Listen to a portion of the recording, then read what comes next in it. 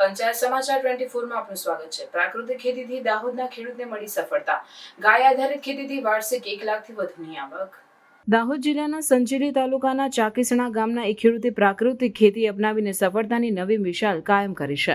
તેમણે 2018માં આત્મા પ્રોજેક્ટ સાથે જોડાઈને રાસાયણિક ખાતરનો ઉપયોગ બંધ કરી ગાય આધારિત ખેતી શરૂ કરી। આ ખેડૂત તેમના ખેતરમાં ઋતુ મુજબ વિવિધ પાકો ઉગાડે છે। મકાઈ, ડાંગર, સોયાબીન, ઘઉં, ચણા, મગ અને અડદ જેવા અનાજ ઉપરાંત શાકભાજીમાં ગવાર, ભીંડા, ટામેટા, કારેલા, દૂધી, રીંગણ, બટાકા, લસણ, આદુ અને ડુંગળીનું વાવેતર કરે છે। તેમના ખેતરમાં કેસર, રાજપુરી અને કલમી જેવી જાતના 110થી વધુ આંબાના ઝાડ છે।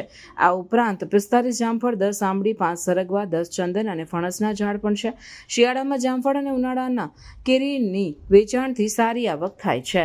મારું નામ ડામોર દિલીપભાઈ ધનાભાઈ, ગામ ચાકીસણા, તાલુકો સંજેલી, જિલ્લો દાહોદનો રહીશ છું। હું આત્મા પ્રોજેક્ટમાં 2020થી જોડાયેલો છું અને મારા ઘરે આંબા, જામફળી, સરગવા, આંબળા એ તમામ જાતના છોડ રાખેલ છે। અને આંબાના છોડ મારા લગભગ 120 જેવા આંબાના છોડ છે। જામફળીના 45ની આસપાસ જામફળીના છોડ છે। આંબળાના લગભગ 10 છોડ છે। સરગવાના 6 થી 7 છે। ચંદન બી 5 6 7 જેવા છે। અને અમે સદંતર 2020થી માંડી આજ સુધી કોઈ રાસાયણિક ખાતરનો ઉપયોગ કરતા નથી। અને ખેતીમાં અમે ગાય આધારિત